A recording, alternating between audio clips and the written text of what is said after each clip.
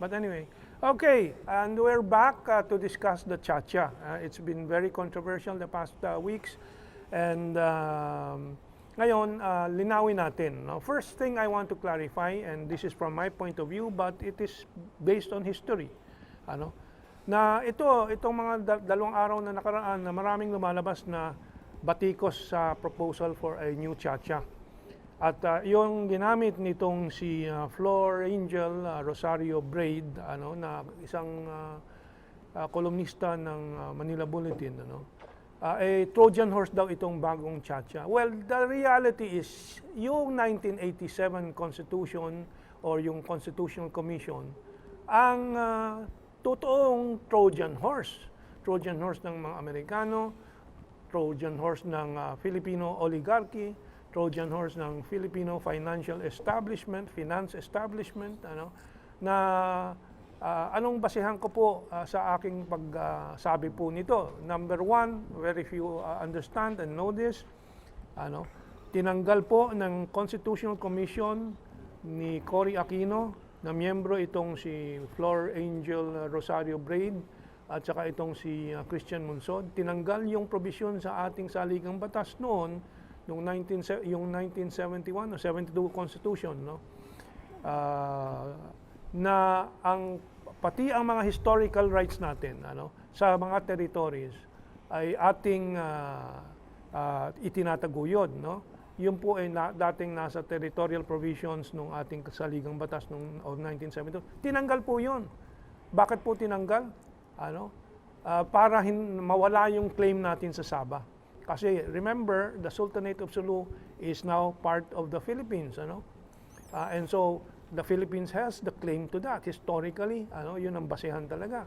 Parang yung China din sinasabi may historical rights sila sa South China Sea, that is our claim also to Sabah, and number two, sa ating monetary board, again, very few people understand this, pero doon po sa monetary board siyang naghahari po ng ating financial and monetary policies.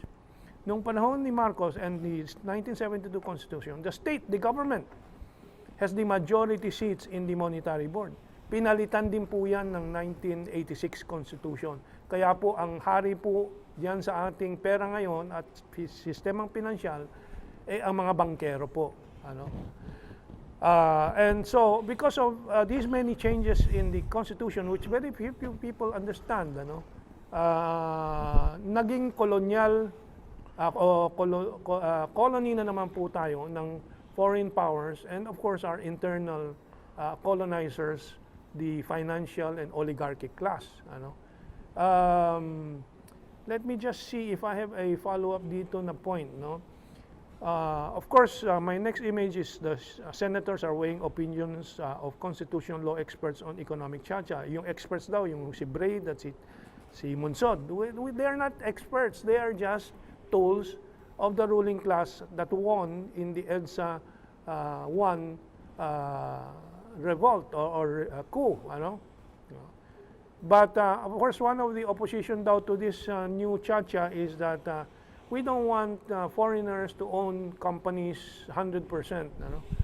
Doon po sa image na yun, nilagay ko sa tabi, yung Vietnam law.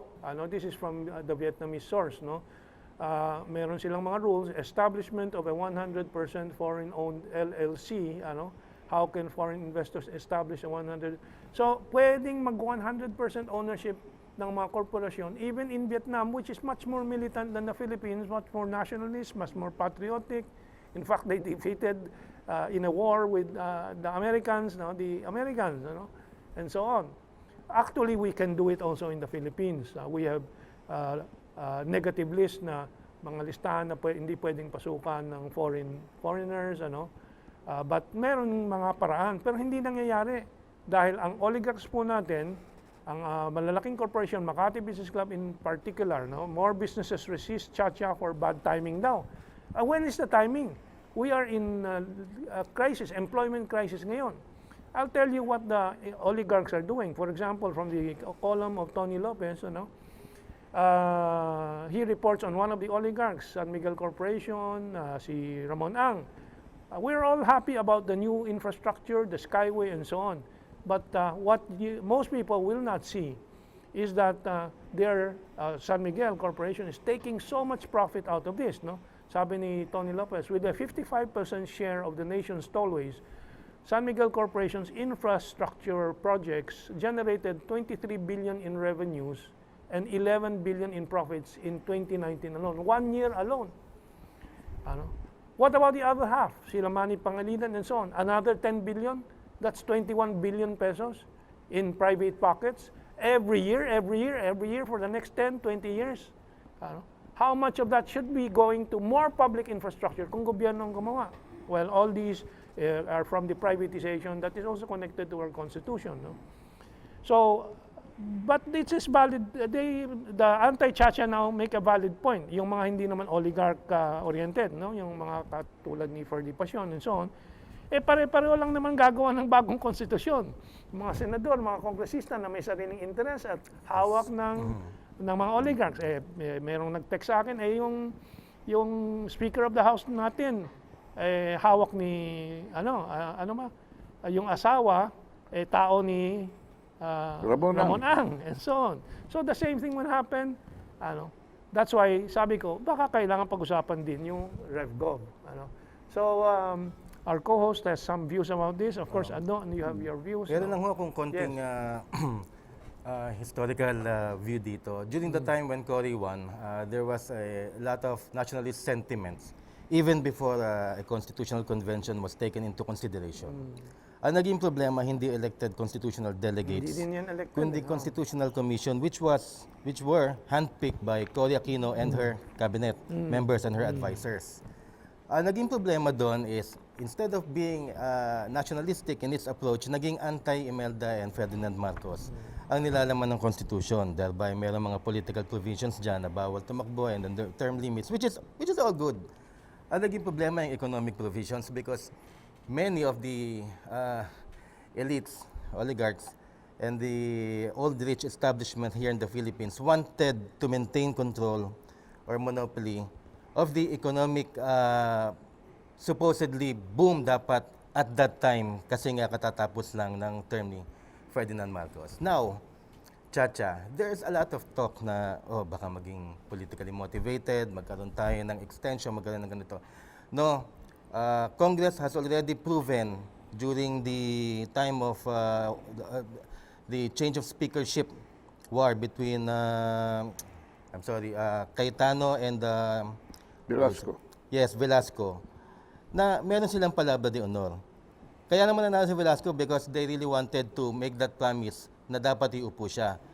Now, Congress has promised hindi gagalawin yung political provisions, only the economic ones, which I think would ease economic restrictions for foreign investments here in the Philippines.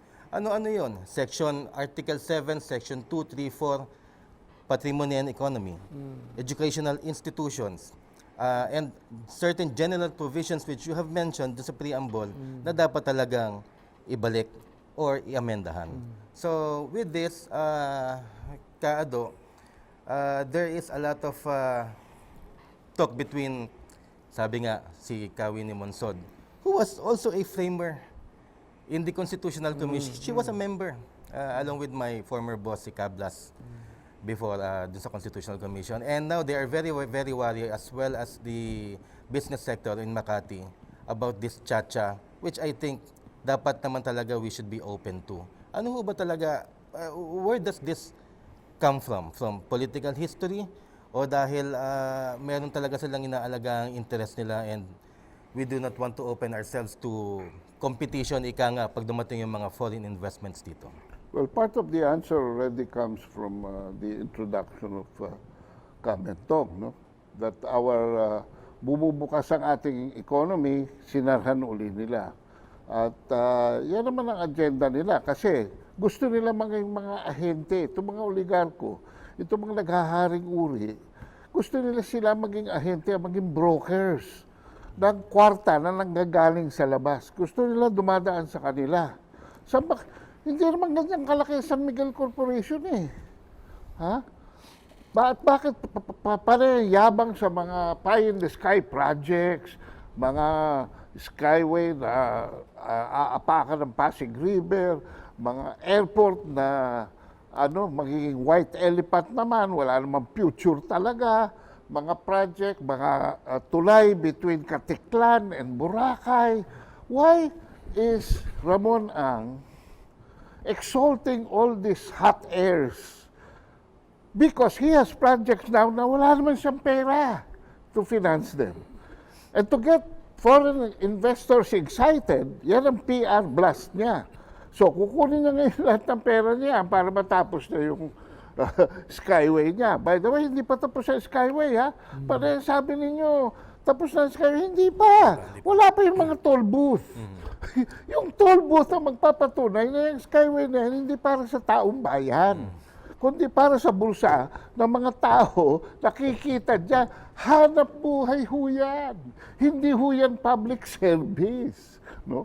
Let's define. Infrastructure yan, yes per se.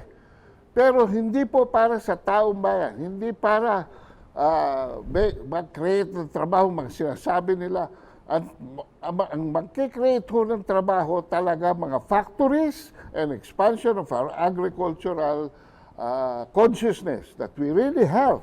We are an agro-industrial country. 50 to 51% of our country is involved in agriculture. We really have to produce. And William Dar, you are sleeping on your job. Palibasa, tuta ka rin ng mga Amerikano. You are an academician. Ha? Tuta ka rin ng mga oligarchs. Ha? Broker ka rin ng mga investors dyan sa mga mekanarya na sinasabi mo. So, nandun tayo, nakakulong tayo doon sa isang consciousness na yun.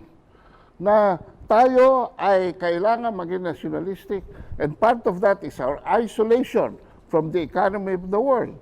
And yet, we talk about globalization. Paano tayo makapagkukumpit? Ha? When we privatize everything, and then habang privatize na sila, they become uncompetitive. Hindi ko maintindihan eh. Yeah. Yung basic economic policy natin, kailangan ma-define natin. Yeah. Ngayon, itong mga constitutional provisions na proposed, they are necessary. Ha? Para ikaw, hindi ka 100% foreign ownership. Naunahan na nga tayo ng Vietnam, 100% siya. Yeah. Paano ba tayo habol sa Vietnam? Tsaka wala naman danger eh. Ang importante, yung mga selected industrial areas, Hindi naman tayo nila papasok. madadala yung lupa palabas Hindi. sa Pilipinas. Yung lupa naman talaga, hindi naman tayo magbebenta ng lupa eh. Oo. It's corporations. Oo, no? yun. At saka yung mga areas where pwede naman 60-40, ginagawa na eh. There's a $5 billion dollar project between China and Filipino businessmen. Is smart. Still, Is smart. yeah. 60% Precisely. Filipino Oo, industry. Precisely. Hindi Is na eh. good. Nagpalusot lang sila. 60% Filipino industry. Hindi na eh, lampas na eh. In praxis, itong mga ayaw kuno, sila rin ang nagbabiolate. No? Kaya mas kailangan ngayon, palagay ko, tigilan na muna ito in matters of timing. Pero, ibunto na. Yeah. Isang bagsak na lang, RevGov na lang. But I want to point out Para this. pati yung mga tao na nakaharang sa progreso, mawala na rin. Maganda, nag-transition na si Kaado into RevGov. But before that, there are sectors that I like to hear this idea from some of our friends. We need to industrialize. But we are now entering an era of new technologies, AI, semiconductors of the new models, and so on. So we are very far from having any ability to go into that right now, nor the size of capital required. So we need to invite these foreign investors into these sectors na wala tayong kakayahan, and then slowly, like what China did in the past 30 years, nag-imbita sila ng foreign capital, then slowly took lessons in those technologies and then started building their own. You cannot start from zero. And they say, I want to industrialize, I want to produce semiconductors, chips, and so on, artificial intelligence, robots. And, well, wala, we're too far behind because of the 30 years Yeah. of Corazon C. Aquino and the Yellows. If I may just interject, Yeah, no? please. Kaadol mentioned nationalism and globalization. I think itigilan natin yung nationalism natin because if you're going to propagate nationalism in these times, that is so 20th century thinking. So lahat ngayon, including Vietnam as you mentioned, globalized na ang outlook in terms of economic discipline.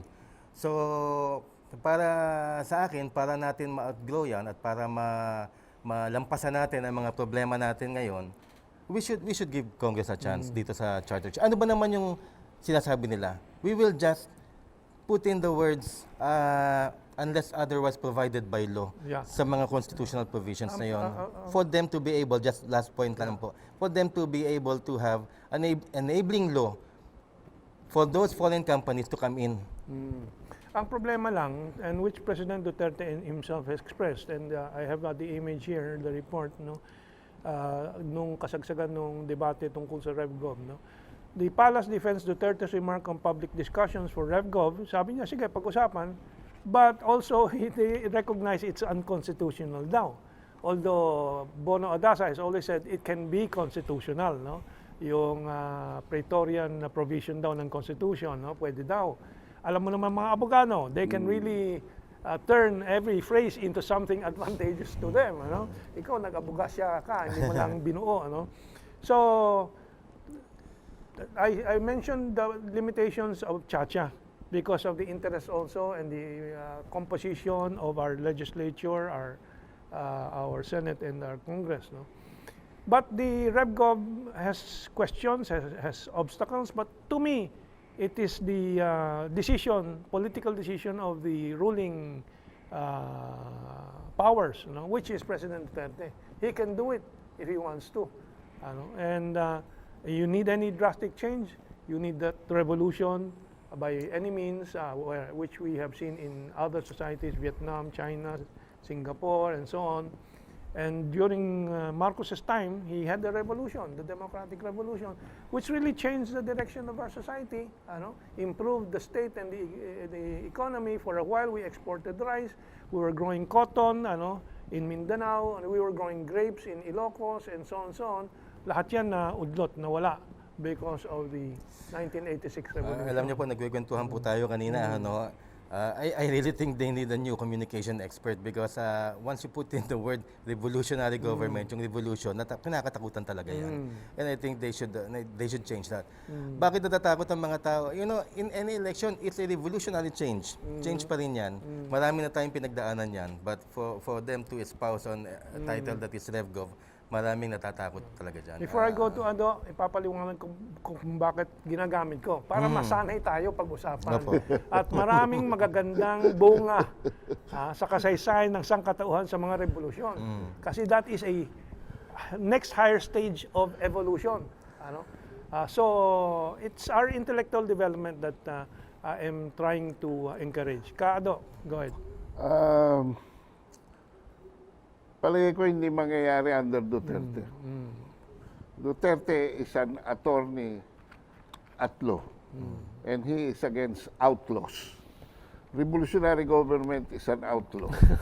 So, hindi pa niya abot yan. Pangalawa, I don't think this president, much as we admire him, for his courage, for his aggressiveness, and especially doing things different, and successful to a high degree.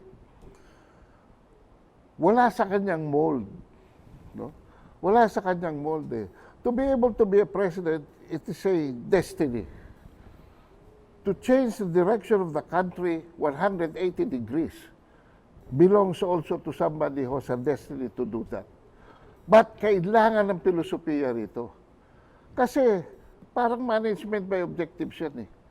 Kung magdi-define ng revolutionary government, yung mga parochial minds, katulad ng Consultative Commission, you failed to mention the Consultative Commission that was tasked by the President to draft Actually, for a new constitution. wala di ba? nang nakakaalala nun eh. Kaya nga, bakit?